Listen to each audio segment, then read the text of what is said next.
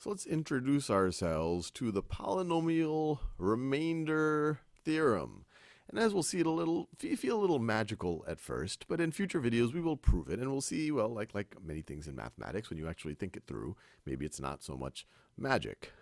So what is the polynomial remainder theorem? Well, it tells us that if we start with some polynomial, f of x, so this right over here is a polynomial, and we divide it, divide by x minus a, then the remainder from that essentially polynomial long division is going to be f of a. It is going to be f of a.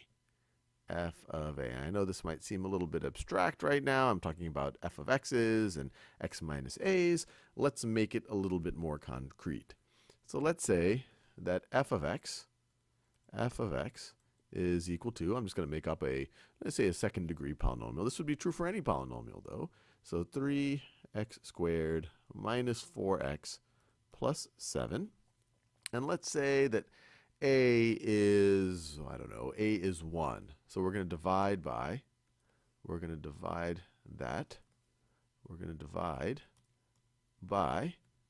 x minus 1. So a, in this case, is equal to 1. So let's just do the polynomial long division. And I encourage you to pause the video. And if you're not unfamiliar with polynomial long division, I encourage you to watch that before watching this video, because I will assume you know how to do polynomial long division. So divide 3x squared minus 4x plus 7, divide it by x minus 1. See what you get as your remainder, and see if that remainder really is f of 1. Assuming you've had a go at it, so let's work through it together. So let's divide x minus 1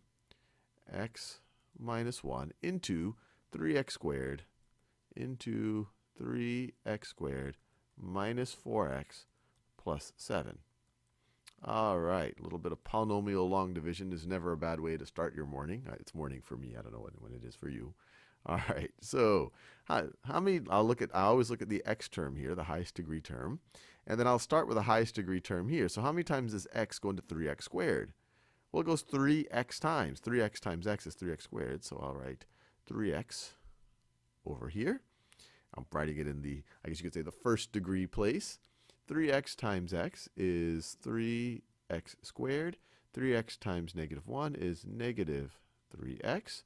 And now we want to subtract this thing. And this is just the way that you do traditional long division. And so what do we get? Well, 3x squared minus 3x squared, that's just going to be 0. So these just add up to 0. And this negative 4x, this is going to be plus 3x, right? A negative of a negative. Negative 4x plus 3x is going to be negative x. Let me do this in a new color. So it's going to be negative x. And then we can bring down the 7. Complete analogy to how you first learned long division in maybe, I don't know, 3rd or 4th grade. So all I did is I multiplied 3x times this. You get 3x squared minus 3x. And then I subtracted that from 3x squared minus 4x to get this right over here. Or you could say I subtracted it from the whole polynomial, and then I got negative x plus 7. So now, how many times does x minus 1 go into negative x plus 7? Well, x goes into negative x negative 1 times. Negative 1 times. Negative 1 times x is negative x. Negative 1 times negative 1 is positive 1. But then we're going to want to subtract this thing. And this is going to give us our remainder. So negative x minus negative x, that's the same thing as negative x plus x. So these are just going to add up to 0. And then you have 7. This isn't going to be 7 plus 1. Remember, you have this negative out. So if you distribute the negative, this is going to be a negative 1. 7 minus 1 is 6. So your remainder here is 6. One way to think about it, you could say, well, actually, I'll save that for a future video. This right over here is the remainder.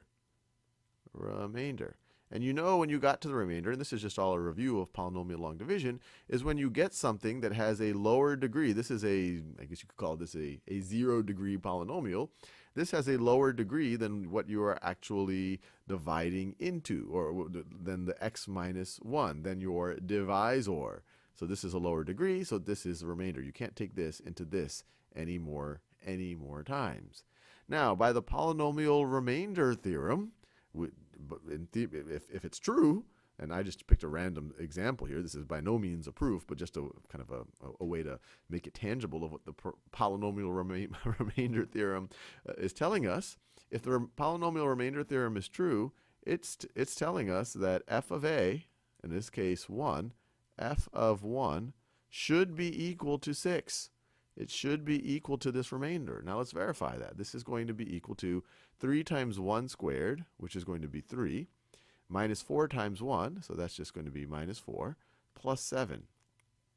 3 minus 4 is negative 1, plus 7 is indeed, we deserve a minor drum roll, is indeed equal to 6.